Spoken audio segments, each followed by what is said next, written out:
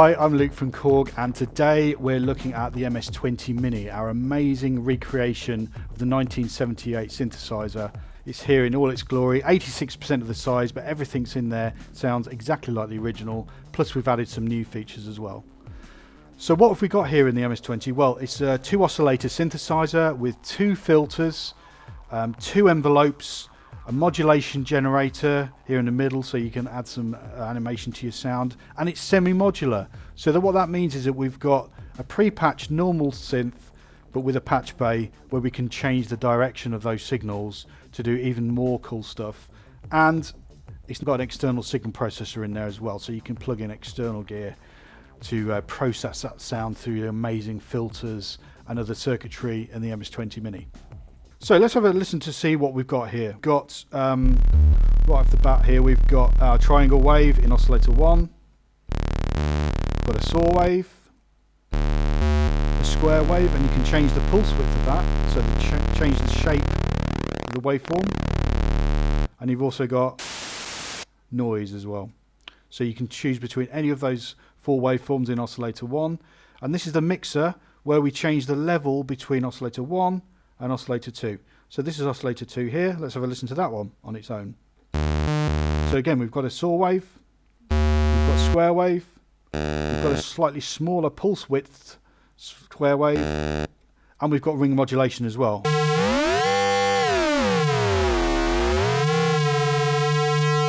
Which is really, really cool effect.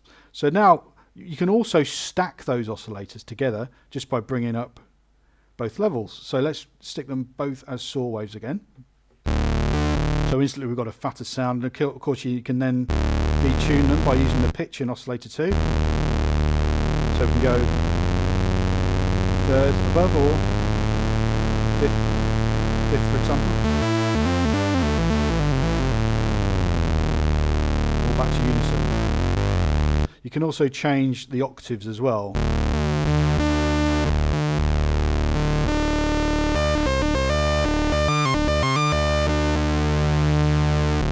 So you can change the relationship of pitches between these 2 oscillators really easily. Moving from left to right through the signal flow, next we have the filter section, and we've actually got 2 filters built into the MS-20 Mini, which gives it its unique sound really. So first of all, we've got a low pass filter here. So you can change the cutoff. It has its own peak or resonance.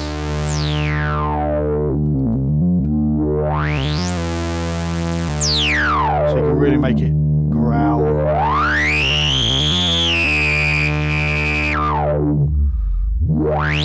But you've also got a high pass filter as well. So we can do the same thing almost in reverse. So we can take out the low frequencies and just be left with the highs. And again, it has its own resonance setting.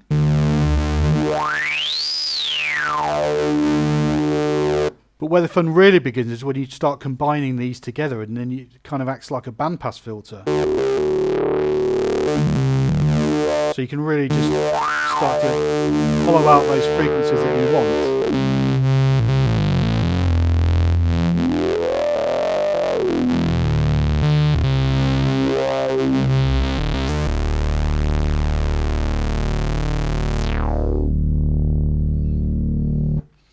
You've also got 2 envelopes as well. So you've got envelope generator 1, envelope generator 2. So envelope generator 2 is the one, that's our main ADSR, attack, decay, sustain and release envelope as well. So this is where you go straight away if you want to change things like your attack, your release,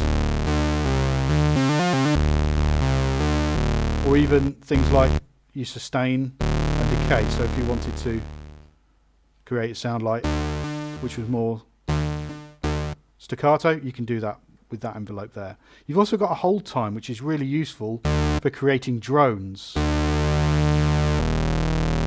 it will just hold that note for as long as you want it to. And it frees you up to change the sound yourself, or you can just knock that off. The second envelope is envelope generator 1.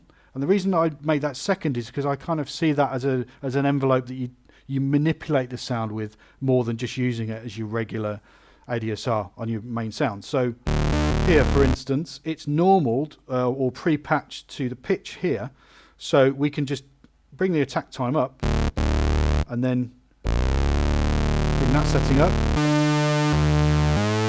and you get a glide up to the note. If you then change the release time of both envelopes, it'll glide back down again, which is really quite a useful feature. And then we can adjust here the amount of glide as well.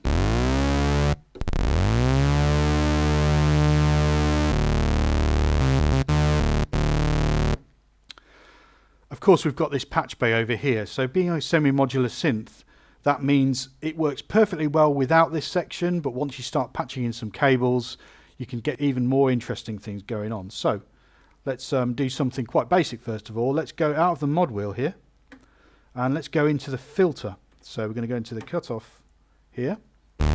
So we're now going to manipulate this control, the low pass filter, with the mod wheel.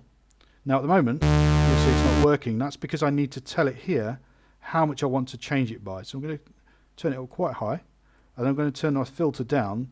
So effectively this becomes the starting point in my sound, and this becomes the finish. When I open up my mod wheel.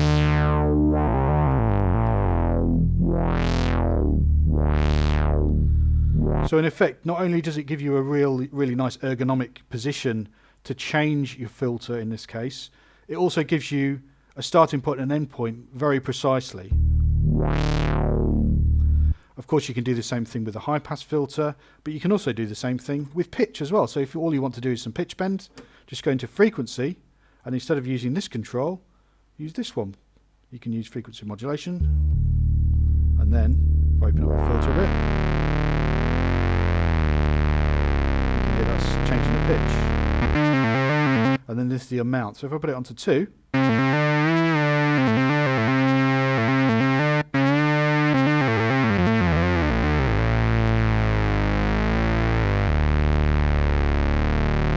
it'll bend the pitch just like a regular pitch bend wheel.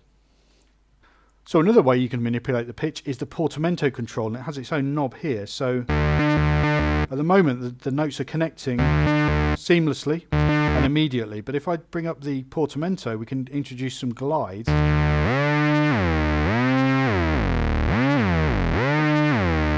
I can have a long time for it to glide between notes, or something a little bit more subtle.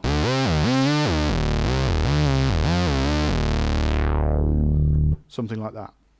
We've also got a modulation generator built in, so this is how you can add some motion to your sound. It's also sometimes called an LFO as well.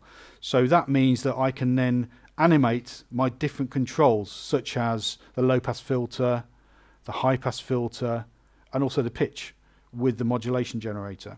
And you've got different waveforms as well.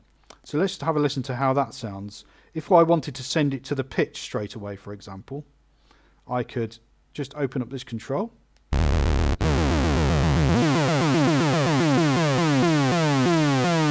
can hear that's modulating the pitch. I can change the frequency.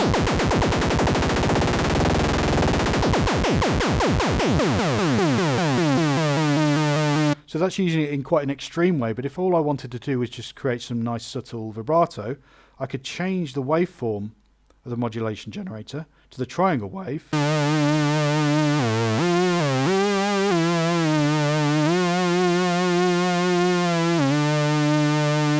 And I've just got some subtle variation there in pitch. I can also send my modulation generator to other parts. So for instance, the low pass filter. So if I turn up this control, it's now being sent to the low pass filter. And you can get that really dubby sound.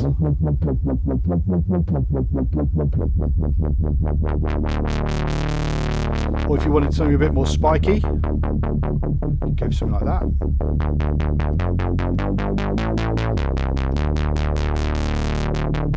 Or you could have more of a ramp waveform.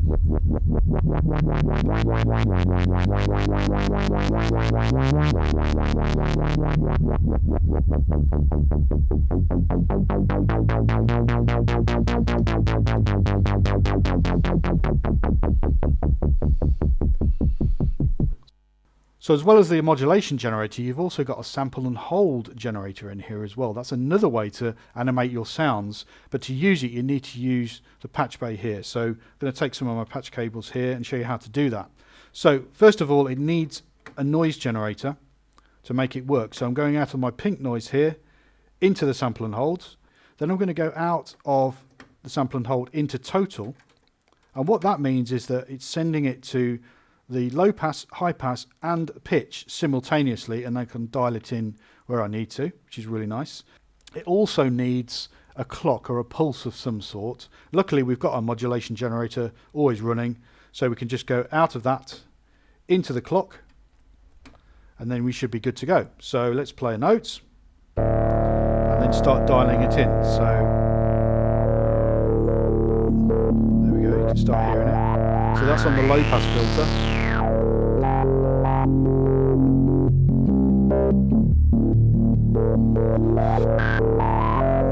And you can hear that I've got the second oscillator there tuned to a fifth.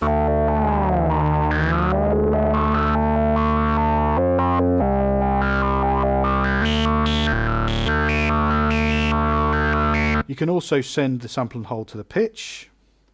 And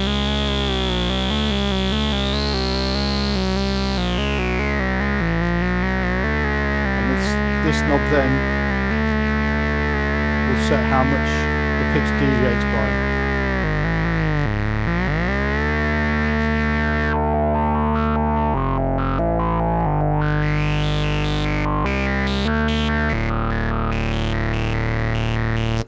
What's really cool though is that you can clock this tempo not just from an internal source like this, but from an external piece of equipment. So I'm just going to bring in my drum machine now and show you how that works.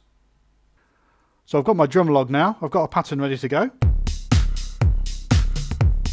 And what I want to do is I want to sync the tempo of the two instruments together, and I can easily do that. So instead of using the modulation generator as a clock, I can now use the sync out of the drum log as the clock instead. So I'm just going to bring that in, plug it into the clock. So now they're perfectly in sync.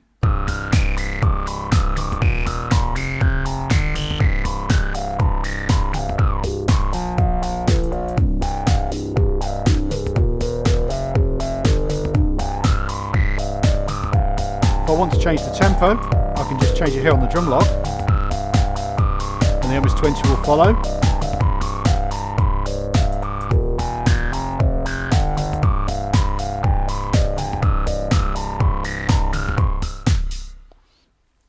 Okay, so while I've got my drum log here, it's a perfect opportunity to show you how the external signal processor works. It's this section at the bottom here. As you can see, I've got it already plugged in. I've set the signal input already. And then you have two choices how you want to use the patch cables to patch it back in to the synth itself. You can either go through the bandpass filter, so I'll show you that, or you can just have it clean. So let's go through the bandpass filter first. External signal in. As soon as I start my drum log playing, you'll see that it's getting a level there. And if I play a note, so there's my signal, and then I can use my bandpass filter to sculpt the sound a little bit. Or I can just bypass that and just go straight out, so I'm getting a completely clean signal from my drum log. And then back into the synth, and then I can use the MS-20's incredible filters to start sculpting that sound.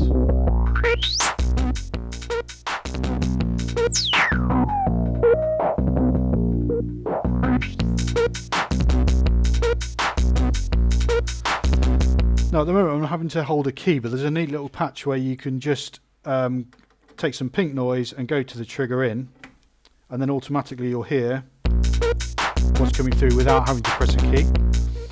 You can also clock the two together as well, which is really cool. So I can this time take the modulation generator out of the MS-20 and into the sync in of the drum log. So this now dictates the tempo. So if I change the frequency of the LFO, the modulation generator, this will follow. But that also means that I can then start bringing in the LFO in the filter in sync with the beat. I can even bring in some synth sounds for reinforcement.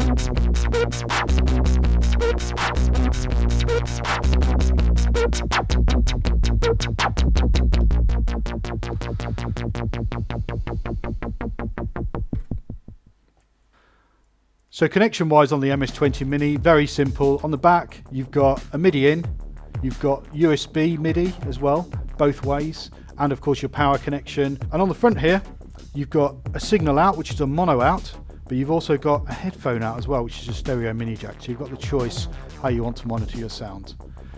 So that's the MS-20 Mini. Hope you've enjoyed this presentation. Go and check it out.